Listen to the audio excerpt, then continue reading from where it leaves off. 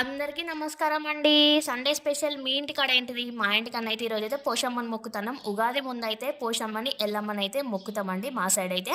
ఈరోజు సండే గదా! ఇక పోషమ్మనైతే మొక్కుదాం ఒక పనైపోతదని జెప్పేసి ఇగ ఈరోజైతే అన్నీ రెడీ జేసి పెట్టుకుంటున్నా. ఇక్కడ ప్రసాదం జేసిన, పూరీలు, గారెలైతే అన్నీ జేసి పెట్టినా. మా ఆయన 10కి డ్యూటీకెళ్తాడు. అప్పటి వరకైతే మొక్కేసి రావాలిగ. తనైతే వండుకున్నాడు. ఇప్పుడు డ్యూటీకెళ్ళొచ్చి పండుకున్నాడు. ఈ వారం సండే గదా! షిఫ్ట్ అయితే చేంజ్ అయితది. ఇగ నాకైతే పెద్ద లొల్లే.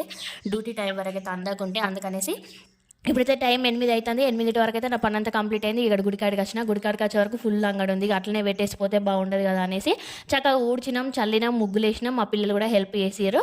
ఇక ఇక్కడనైతే అమ్మవారి దగ్గరనైతే చక్కగా మొక్కైతే కంప్లీట్ చేసుకున్నా. నేనే ఫస్ట్ వచ్చిన ఈ సండేనైతే అమ్మవారి దగ్గరికి. నాకైతే చాలా హ్యాపీ అనిపించింది.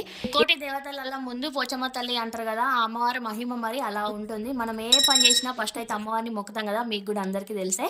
ఇక ఇప్పుడైతే అమ్మవారి దగ్గరనైతే చక్కగా అందరూ బ్లెస్సింగ్స్ తీసుకొని జై పోషమ్మ తల్లి అని కామెంట్ చేయండి.